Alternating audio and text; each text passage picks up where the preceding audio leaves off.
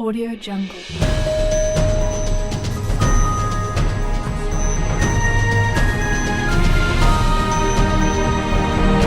Audio Jungle. बिस्मिल्लाहिर्रहमानिर्रहीम। जैसे कि स्टेट सेक्रेटरी मौलाना काजी ज़ियाउर रहमान नकियाल ने मेरा ऐलान किया है, मैं काजी गुल रहमान खतीब जामा मस्जिद मदनी अड्डा दरबान हरीपुर जमीयत उलमा इस्लाम नज़रियाती का सूबाई सीनियर नायब सदर अव्वल हूँ। कुछ गुजारिशात हम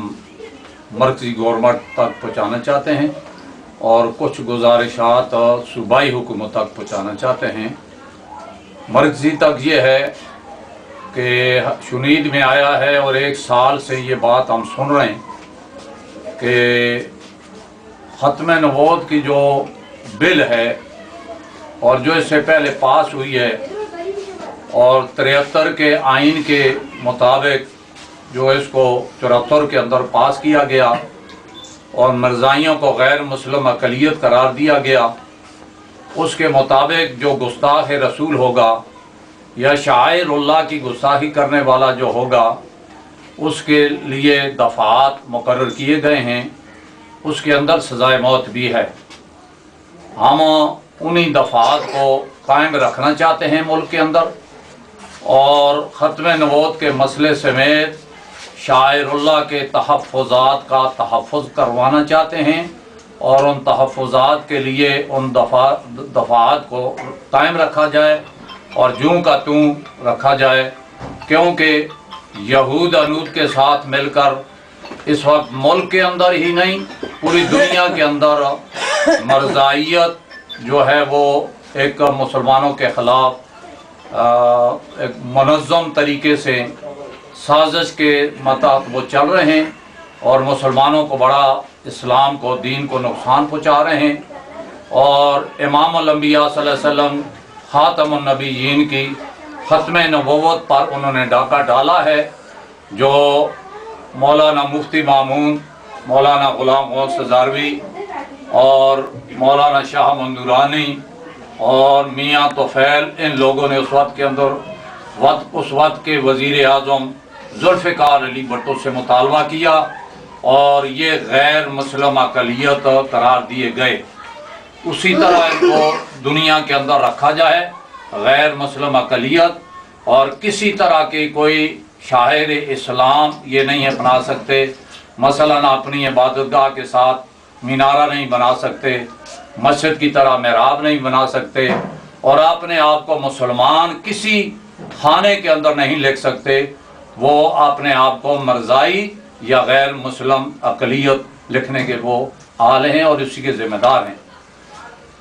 इस पर इसी तरह रहना दिया जाए। अगर ऐसा ना हुआ तो 53 की तहरीक की तरह और 74 की तहरीक की तरह, 74 की तहरीक के अंदर हम ये चंद लोग जो सफ़ेद रीश बैठे हुए हैं, हम उस वक्त बनफ़्से नफीस शरीक हुए हैं और लाहौर तक, पेशावर तक और पूरे मुल्क के अंदर हमने अपनी इस्तिताअत के मुताबिक उस तहरीक के अंदर हिस्सा लिया है और बड़े अपने काबिरीन उलमाए किराम के साथ शाना बशाना चले हैं।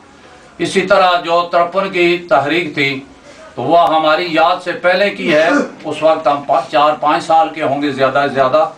तो लेकिन उसकी जो तारीख़ हमने पढ़ी हुई है वो भी एक अजीम तारीख़ थी। हज़ारों लोग उसके लिए शहीद हुए हैं। तो इन शहादतों के बाद किसी सूरत में भी मरकज़ी गवर्नमेंट और तमाम दीनी, मजहबी और सियासी जमातों से मेरी ये गुजारिश है कि मुत्तहिद होकर के उन दफ़ात के ऊपर अमल किया जाए और उन दफ़ात को जूं का तूं ही छोड़ा जाए ताकि मुल्क के अंदर अमन हो सके। क्योंकि मुल्क के अंदर जितनी दहशतगर्दियाँ हो रही हैं वो मरज़ाइयत कर रही है और मरज़ाई जो हैं यहूद के साथ मिलकर पाकिस्तान के अंदर ये दहशतगर्दियाँ करवा रहे हैं और कर रहे हैं और मुल्क की बदअमनी, मुल्क के अंदर बदअमनी फैला रहे हैं। इसके साथ अगर ऐसा ना हुआ, इन्होंने कोई हरकत की, तो हम 53 की तरह और 74 की तरह सड़कों पर आएंगे, कफन सरों पर बांध करके आएंगे और इंशाअल्लाह ख़त्म नबूवत के लिए हम उसी तरह जान देने के लिए तैयार हैं जिस तरह 53 की तहरीक में और 74 की तहरीक में ہم نے اپنی جانوں کے نذرانے پیش کیے اور ہمارے اکابرینوں نے جیلیں کاٹیں، مصیبتوں میں گئے، تو ہم ختم نبوت پر کسی طرح کی کوئی آنچ نہیں آنے دیتے۔ اس سے پہلے قاضی صاحب نے جو بات پیش کی ہے صوبائی گورنمنٹ کے حوالے سے، جو انہوں نے اچھے کام کیے ہیں ہم ان کو سراہتے ہیں،